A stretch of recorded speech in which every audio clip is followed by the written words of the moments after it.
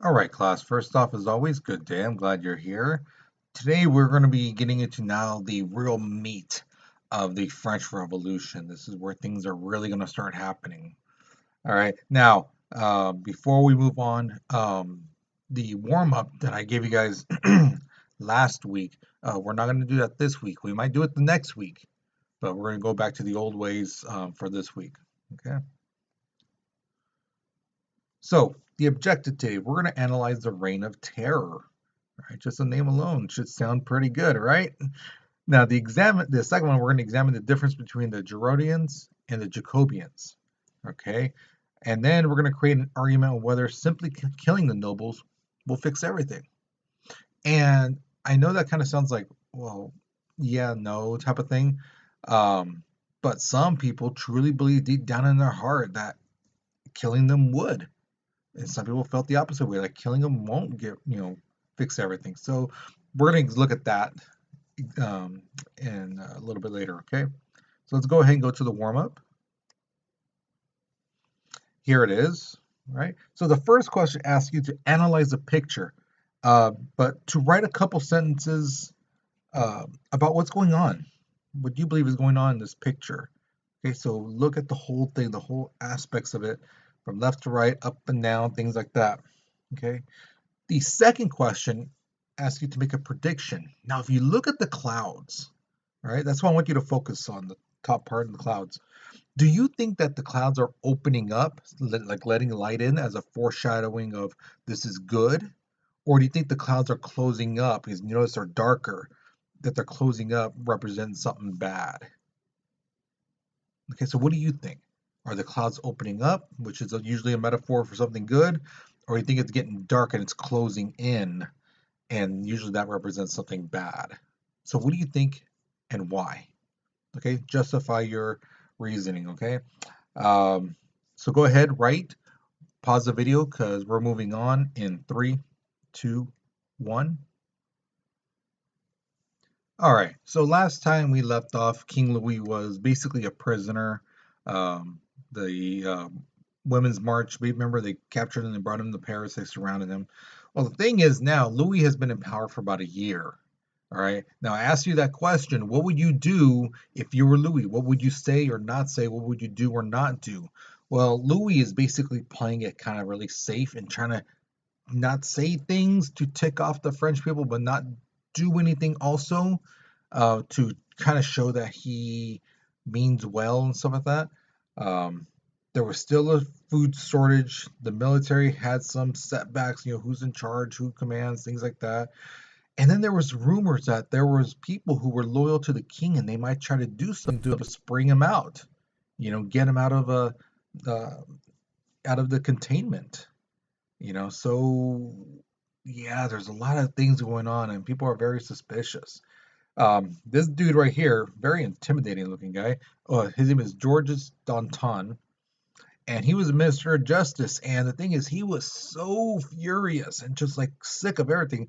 Basically, he attacked the palace and forced the royal family to like basically leave and look for shelter from the legislative assembly. You know, um, it was getting bad. Now, the people who are in charge, well, I could use that word loosely, in charge, basically like, okay, we know what we need another national convention. This tends to make people feel better, when we get together and discuss like what's the problems. Let's talk about it. Let's solve it. Let's see if we can get more people more rights, things like that. But before they could do that, people are already writing, in Paris. Things were getting really bad. Um, and then again, because of anger and frustration, maybe it might have been true, maybe just a little bit. But the things where rumors were flying around that the nobles were trying to stop the revolution, doing different things, paying off people, trying to get people to you give promises to them, if you help me out here, if we stop this thing, I'll make sure that you get this title, I'll make sure that you get this much land, and things like that. Okay, but the thing is, these riots basically caused such a scene that a lot of people died. Thousands of people died in Paris from these riots. All right, so September 1792, the National Convention, they meet. But the thing is, this is a new group, typically. This, well, not typically, but these guys were new. They were young. Two-thirds of them were under the age of 45. But the thing is, they did have some political experience. It's not like they were, wet behind the ears and just thrown into this thing. They knew about the government. They knew how politics works.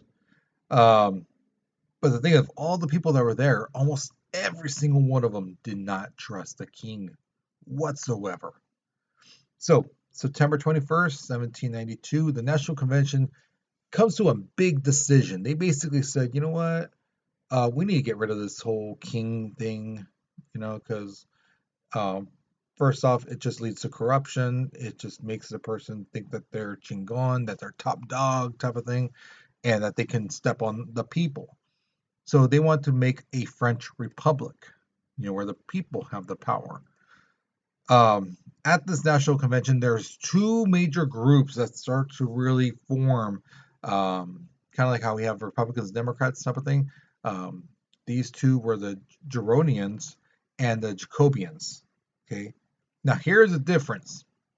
The Gironians, they feel that there were people who were still, loyal to the king, um, and they were like, you know what, we should keep him alive and in power. You know, don't, yeah, keep him alive, keep him there.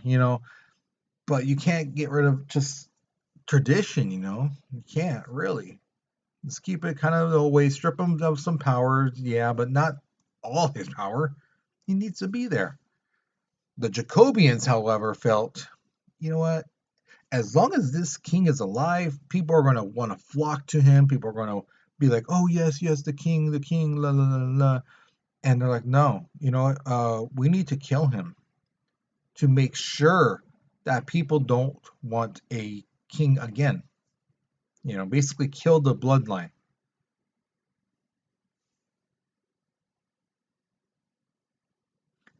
So here's my first question to you. Do you think the Jacobians had a point? That as long as the king lived, people are going to want him in power or try to put him back in power. What do you think? You think people will change their minds as time goes on, things get worse, or like, well, it wasn't this bad, you know? Or what do you think? Do you think they have a point? All right. So make sure again you back up your reasoning, okay? And pause the video if you're still writing. Now we're moving on in 3, 2, 1. So here's the thing: the Jacobians get their way. January 21st, 1793, King Louis XVI is beheaded. He is put into the guillotine. They chop off the head. All right. Now I don't know if you may have seen the guillotine in movies and stuff like that, pictures. But it's basically that metal, uh, metal axe. I'm sorry, not an axe. It's yeah, it's kind of an axe, I guess you could say. But it's on a tall wooden beam thing, and it just drops down, chop off the head, right? But the thing is, they paraded his head around town. They're like, hey, look at there's the king's head. Oh, I'm the king, and they did some horrible things with his head. They're just running around with it, just look at the king's head. you know. Um, and the thing is, this actually created some enemies at home. Some people felt, hey, this was going too far. Who are these people to kill the king? And then also, not just in France, but across the world. So people are like, oh my God, these people are savages. How can they just kill him, without really like having a major trial and things like that, like a non-biased trial, and just to kill him like that and then do that to his head? What are we in Genghis Khan time? What kind of stuff is this? So it kind of sickened some people. Um, and then that dispute started happening between the Gironians and the what's called the mountain people, but they're basically like the Basque people, because there's a blockage in the writing in the Constitution, because the mountain people, the Basque people, they basically didn't like some of the things that was put on there, so they kind of stopped the Constitution from forming. Now the national conventions had some radicals ideas. They were like, "This is what we want." And it's kind of like, well, no one's really tried that before. One of them was uh, price control on food. So food cannot go any higher, could not go any lower, more or less, but around this area, Um, and then universal suffrage for males. Now, you guys who are, sophomores and stuff like that, you may not know what the word suffrage means. For the older students, the juniors and seniors, you should know. But suffrage means the right to vote. It doesn't mean to suffer. Okay. Suffrage means the right to vote. So they're saying that every man, doesn't matter if you're a priest, you're really rich, you're kind of semi-rich, you're dirt poor, you should all be able to vote. Okay. Again, the Western French, the Mountain people, the Basque people, refused to accept this, decision. They were just holding it up in a sense. Now, if there's one name you should remember from the French Revolution, besides, the king, it's Maximilien Robespierre. This dude was like an amazing speaker. He was a lawyer and a politician. And like I said, he was amazing at convincing people. He could give these speeches, and he could inform people, give them facts, not always 100% accurate, but he would give them facts and change a person's mind. He was, like I said, an excellent speaker. And because of that, he's like, you know what? We need to start executing some of these people who cause the turmoil that we're in, which is basically the nobles. Um, and yeah, the reign of terror begins. All right. Now, this thing, the Reign of Terror, basically this group called the Committee of Public Safety takes control of the government. Because remember, now the king's dead, and everyone's kind of like, well, who's in charge? Who's this? Because there's never been anybody else in charge except the king or queen. Um, so this group takes over, and who's head of it? Maximilien Robespierre. And they start executing people. All right, like it says right here, the fear of rebellion will destroy itself from the inside out. Domestic threats are dealt with violence. So when we say violence, we mean not just being beaten, things like that, but straight up cut off your head. 40,000 people were killed during the Reign of Terror. These are people who were basically condemned as traitors or counter-revolutionists. People who said, you know what, maybe we're not doing the right thing here by killing them. Maybe we should have really like see if they did it. Not you're going against what we believe in. You know, so some of the people who were at the executions and they're cheering for the killing, some of those people truly probably did not believe what was going to happen was right, but they wanted to show, hey, yeah, I'm for this, because they valued their lives. Because if someone was like, oh my God, no, how could they kill this person? They could be saying, oh, you believe what they believe. Oh, so you should be killed too. So people kind of had to fake emotions and be like, yeah, kill him, chop it off, play soccer with his head, you know, crazy crap like that, you know. So um, executions were held in town. In the center of town, they had these displays like you see right here.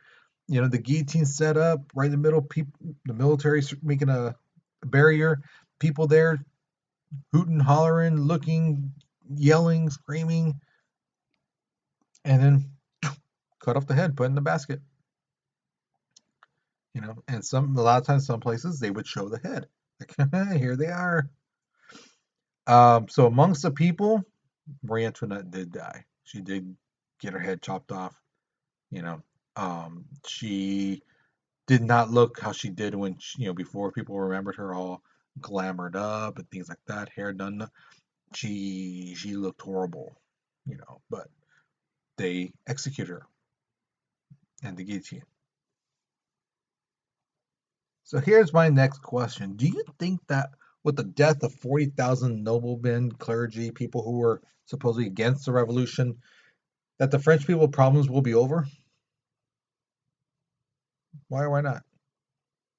These people, these noblemen, clergy people, they were the ones who had everything. They're the ones who had the most land, money, things like that. Um, they were the ones who caused a lot of this problem. So simply killing them would that solve all the problems? And all the problems be over? Why or why not? Okay. Justify your answer, back it up. Okay. Pause the video because we're moving on in three, two, one. All right.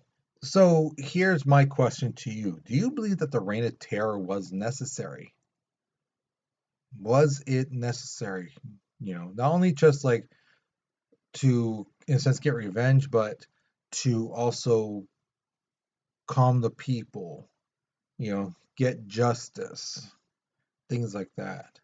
Okay. So why or why not justify your answer? And then the second one is name the difference between the Gironians and the Jacobians. What's the difference between them two? Okay. And there is basically one major one I told you guys about. If you look online, you might find other ones, but the one on this video, I did mention one. What is it? So you may have to go back, check that out. Okay. But once you're finished, that's it. You're done for the day. Okay. So you guys, hope you guys had a good day. Hope you enjoyed this. Hope you learned something new. Um, and I'll see you guys later. All right. You guys have a good day.